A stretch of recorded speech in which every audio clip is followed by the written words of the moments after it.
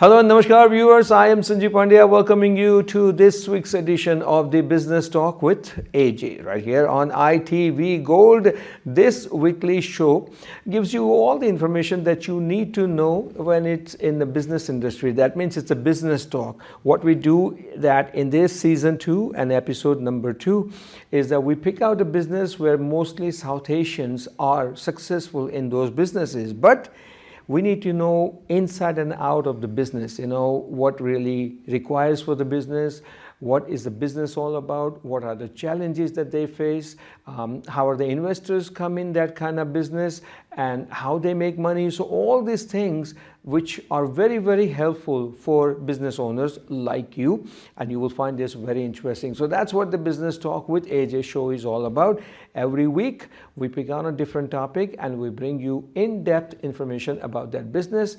And we're so grateful to Sai CPA Services for sponsoring this show.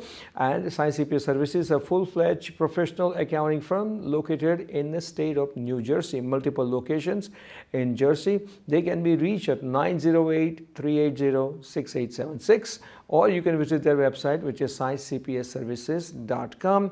Sai CPA Services believes in doing taxes right. So do your taxes right, and for that, even though the tax season is over, but it's never over because there's always something to do. Somebody has to file an extension, somebody has to follow up an extension, or somebody needs to clear the past tax returns not filed, or somebody is into IRS tax audit. All that matters, Sai CPA Services will make it really easy and simple solution for you. So we thank Sai CPA Services for sponsoring the show. With that note, I'd like to welcome Mr. A.J. Kumar, CPA and MBA with over 30 years of experience, and of course with Sai CPA Services to the show. AJ, welcome to the show. How are you? Thank you, Sanjeevji. Thank you for the kind introduction. I'm doing well. Thank you. All right, good. Now it's really gearing up. It's really exciting to talk about different businesses. Absolutely. We talked about IT business, and that was really in-depth information that you gave. Absolutely. And this week we're going to talk about real estate investment, realtors, and the real estate investors,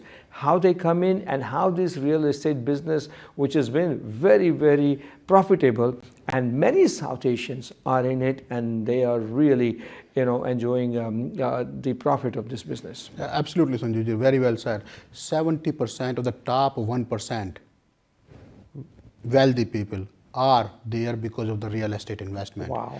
That's amazing. If you are in US, if you are in this country, the easiest way to become a millionaire is through the real estate route, or that's what the statistics shows. In this show, not only we'll talk about the real estate investment, we'll talk about the realtor, what expenses you can claim, what 1031 exchange is all about, what self-directed IRA, how do you use your retirement money to invest into real estate, how do you find money, what are the pitfalls, what are the tax pros and cons for each situation. So stay tuned. We'll bring a lot of information to you. So these are the topics going to be covered in this episode. So first, let's begin with realtor, because of course real estate business and realtor has to be in there. So let's Absolutely. talk about realtor. So a realtor is loosely defined as a person who is doing it for full time.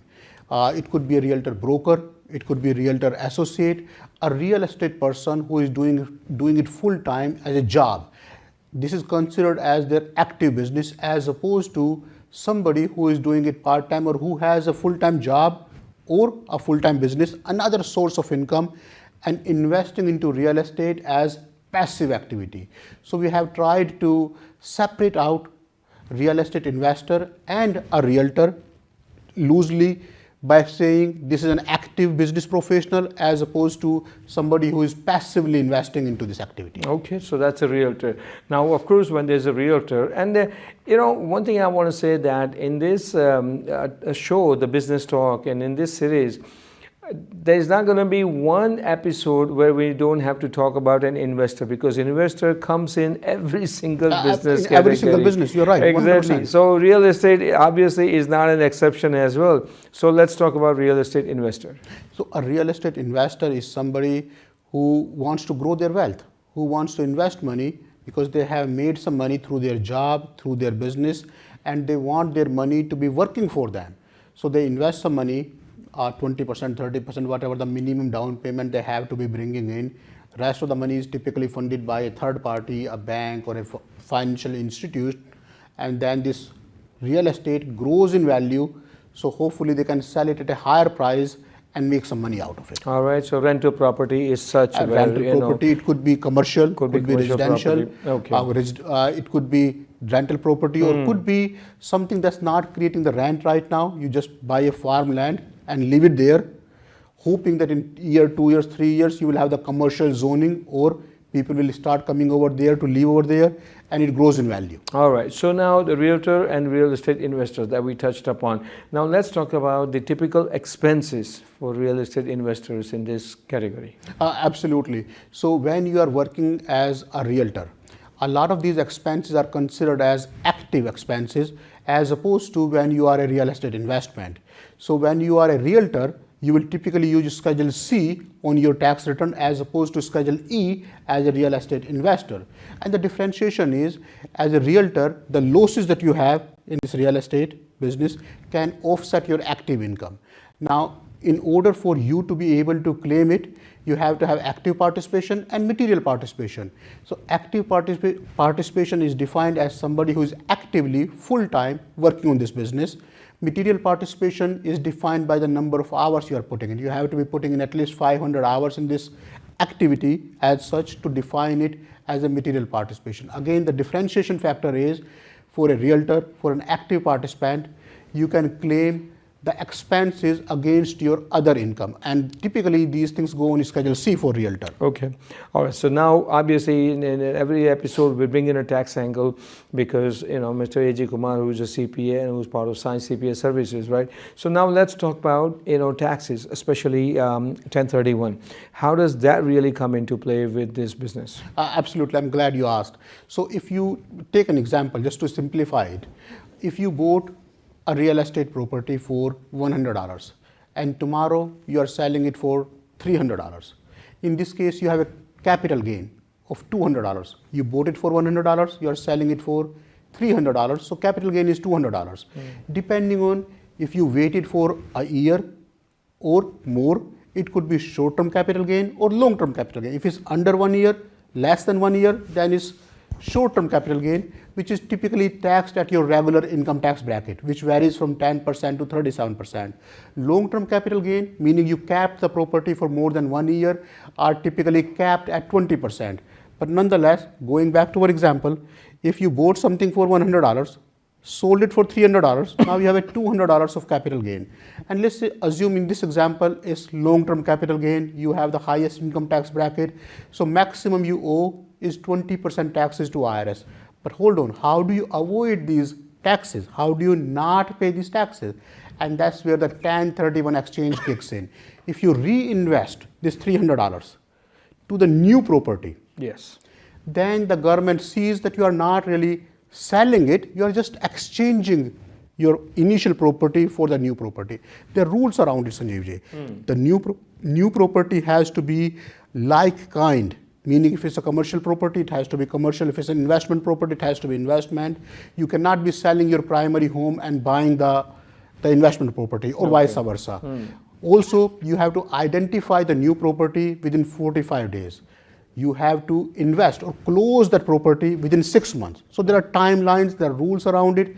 You cannot be touching this money. The money from selling of the first property must stay in the attorney's escrow account. Again, the point is, there are a lot of rules, regulations around this 1031 exchange, but essentially the definition is, I'm not selling it, I'm just exchanging my property, so I should not be paying any taxes.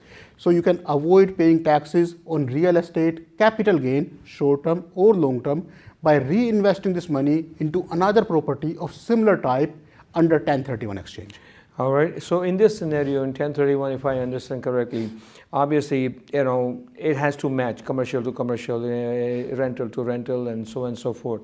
How does depreciation come in effect in this scenario? Well, the depreciation is a factor of taxation. When we compute the taxes, depreciation is typically an add back to the cost basis. But in this case, the depreciation wouldn't factor in because we are exchanging the property. I'm not selling it. So if you are selling it and you want to compute the taxes, long term or short term, then we'll see how much was the depreciation, and we'll try to add the depreciation back to the taxable income. But in this case, depreciation wouldn't factor in. Okay, all right. So it won't factor in, but these are the rules that somebody has to keep in mind. Now, what because you have a variety of clients at Science CPS Services, and you cater to all kinds of business owners, right? What have you seen? How long a person should hold on to the property if it's a rental property? Is there some suggestion or guidelines that you can give that don't hold on to it for forever and ever? After certain years, they should give it up and get another property. What do you suggest? I think there are two types of theories around it. I say find the property that you call flagship property, meaning this is the property, this is my retirement plan. I bought an 8-apartment building and my social security income is not going to be sufficient. I'm hoping before I retire, I'll pay off this property, so the rental income from this property will feed my retirement. Correct. That's called flagship property that you keep forever. On the other hand, we call it fix and flip, where you buy the broken up property, yes, you have somebody fixing it, and then you try to sell it ASAP.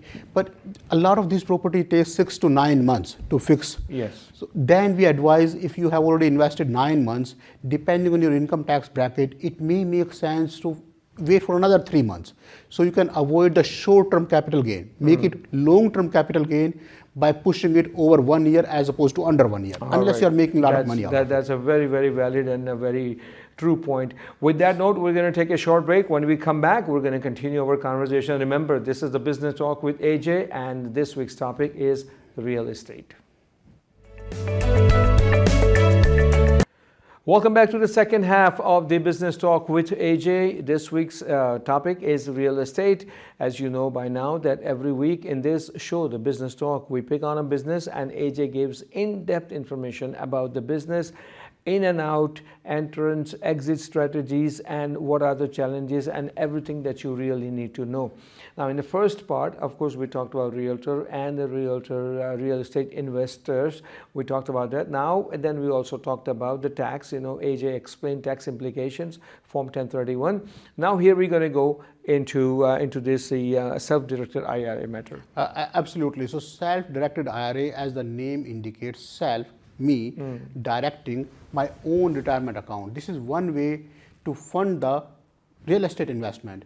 You have a lot of money into your retirement account, but you don't have enough cash flow to buy the real estate. You can use your own retirement account money to invest into the real estate. The way it's done is by creating a self-directed IRA account where you form an LLC typically. There are separate companies that will take care of the self-directed IRA LLC. You bring the money from your retirement account into this LLC. This LLC keep investing, keep making money. The only caveat is you cannot use this money for your own personal use. The money must stay into that LLC. And once the LLC, you close the LLC, it should go back to the retirement account. Okay. Meaning the retirement account has certain restrictions on when you can take the money out before certain age. Correct. So when you are using the retirement money to fund the real estate investment through self-directed IRA LLC, you must maintain a Chinese wall. You must maintain a distance. You cannot use the money for the personal benefit. Okay. All right. So that's a self-directed IRA. So AJ, I tell you what, with self-directed IRA, that you explained that you can invest money from IRA into real estate. Let's continue the other investment options, where they can get fund to invest into real estate. So let's start with traditional mortgage. That's the number one Absolutely. thing. That's the easiest thing. You have a good property that you are eyeing. You have to bring in 20%, 30%, depending on if it's residential, commercial, maximum 30% down, and rest of the money is typically funded by the bank if you have good credit history, and especially if the property has enough cash flow coming over. So the number one way to have the property funded to buy the real estate is through traditional mortgage. In many cases, traditional mortgage is not an option because either you are over leveraged, or sometimes the credit history is not good, or you're buying a property that will not create the cash flow. In those cases, you may want to go to hard lending. Hard money lending, Hard yes. money lending, where Yes. there are private lenders who will give you the money Typically, they are slightly higher interest than the typical Yes. mortgage, but these people don't really traditionally look for the tax return. They typically don't have as much concern about the credit history. Correct. So easy to get, but a little bit more expensive when it comes to the private lending or the hard money lending.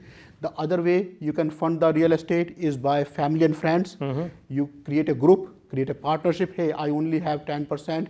You want to be partner? Crowdfunding. Crowdfunding is generally with the crowd. We prefer family and friend or the partnership funding partnership, first yes. before we get in the crowdfunding. Crowdfunding is typically used when you're buying something worth millions of dollars, when you need a lot of money. Yes. That's when you go to the crowdfunding, because in crowdfunding you have to create a project, put it publicly so everybody can see through it. Correct. And that's when you expect 100, 200,000 people giving you 10,000, 20,000 each. All right. That's slightly for bigger concept. Bigger brand. Okay. Bigger properties, not for smaller properties. So there are a lot of companies who do the crowdfunding. And I want to bring in the most important, one of the most important ones where I know that many of our community members go for it, SBA loans. Absolutely, 100%. SBA loan is the best thing you can do. It requires you to bring as low as 3% down payment, but SBA loan has a strict requirement. Very, very stringent requirement. Good credit history is needed. Lot of paperwork, and it can take as much as 6 months before you get the SBA loan. Okay. And then there are other categories, seller financing, then lease options, and then home equity loan. Absolutely. If you're thinking about buying a real estate and you have your primary home where you have created some equity, that could be another option. Take some home equity to invest into the real estate. You can also consider a lease option, meaning you start renting the place with an understanding from the landlord that after 1 year, 2 years, 3 years, I'll keep it on the rent, but then I have the right to buy it, lease to buy option. Or along those lines, you can have seller financing, meaning I'll buy it from you instead of going through the traditional mortgage. You are my bank, you are my lender, Mr. Seller, and I'll give you the interest back at certain rate. Okay. How convenient, how often they go for REITs, real estate investment trust? Well, that concept is when people don't want the headache. They want the benefit of the real estate investment, but they don't want the headache of collecting the rent, fixing the property. Real estate investments are the REITs are companies. They invest into hundreds of these properties and then they try to sell the shares. So there is a management company investing into hundreds of properties. They created a portfolio, let's say $100 million. Now they're giving 100,000 shares for X amount. Okay. And now you can be part of it where you have some benefit. Somebody else is doing the management for you. You have the exposure to real estate investment, except you don't have to do a lot of work yourself. Okay, so now, obviously AJ explained all the different categories where you can get funding to buy the real estate property, to get into the business. Now let's talk about challenges. Before the end of the show, we must talk about challenges, because when there are good things, there are also not good things also, right? So talk about these challenges. What are the challenges faced by real estate industry? A lot of people don't realize it. Having the right entity type, you typically don't want the real estate investment under your own name. You want to form an LLC, and not knowing any better, we see a lot of people having the real estate investment either under their name, where if somebody falls down on their property, they are sued directly, or they end up creating a corporation where there is more strict requirement, compliance requirement, payroll requirement. So the ideal structure for having the real estate investment is typically an LLC, limited liability company. Yes. So make sure if you are getting into the real estate investment, before you buy the property, form the LLC, so the title of the property that you are buying is under that LLC. Okay, AJ always brings in a tax angle for any business conversation, besides the tax talk show, and that's really, really important. So having a right entity, it's extremely important. Now, what about, tax deferral strategies? Absolutely. So when you are buying a lot of properties, making sure that you are tax savvy is extremely important. So for example, if you bought a property and you are getting a good price, you are selling it, but deep down in your heart, you know that you are going to buy another property for this money, then as we discussed in the first segment, consider 1031 exchange. So you can defer the taxes. If you know you are selling this property and it's been 10 months, then see if you can push the closing date for another 2 months to get the long-term capital gain. If you have to pay the taxes, at least you are not paying the tax on the regular income tax rate, you are paying the tax rates on the long-term capital gain. So be tax savvy about it. Be focused on the bottom line as how much is really costing you. What's really typical difference between a short-term capital gain and a long-term capital gain? Half and half. Okay. So in a general scenario, a rule of thumb is your long-term capital gain tax will be half of your short-term capital gain tax at a high level. So just to give you an example, the tax rate varies from 10% to 37%. Short-term, the regular income tax rate, while the long-term capital gain tax rate maximum is 20%. So for most people, if you are making less than 600,000, it's 15%. If you are making less than 80,000, it's 0%. Okay. So the rule of thumb is for most people who are in the real estate business and they're making good money, the rule of thumb is the long-term capital gain tax rate is going to be half of my short-term capital gain tax. Okay, all right. The another important things that people really should make a note of it, and many people fall off the track because of this reason, that's underestimating repairs and maintenance. Absolutely, 100%. I'm glad you reminded me. So repair and maintenance are considered period expense. You have the right to claim it on the expense side in the year it incurred. Improvements, on the other hand, if you're putting a new bathroom, if you're putting a new section in the house, that has to be capitalized, that has to be depreciated. But not knowing any better, a lot of people end up putting the repair and maintenance into the capital section and don't get the right benefit. So make sure you understand the difference between repair and maintenance, you understand the difference between the improvements, and do the right thing. Be tax savvy when it comes to the real estate investment. Are there any losses that rental property owners can deduct on their tax return? Absolutely, absolutely. So there are a lot of rules around it: active rules, passive rule, material participation, non-material participation, being the realtor, being the investor. So make sure you are thinking about it and how to get the maximum advantage. I'll give you an example quickly in the end of the show. So for your primary home, the maximum property tax you are allowed to claim is $10,000. You cannot claim more than $10,000 in property tax. Even if you are paying $20,000, maximum benefit you get is $10,000. But for your real estate investment, there is no such limit. If you are paying $20,000, you claim $20,000 in property tax.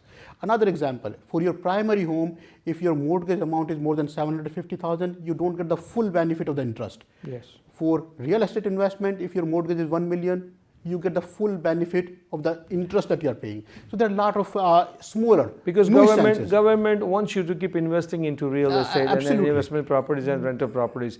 Anyway, AJ, thank you so very much for that in-depth information in the real estate category. That was the topic for today's Business Talk with AJ.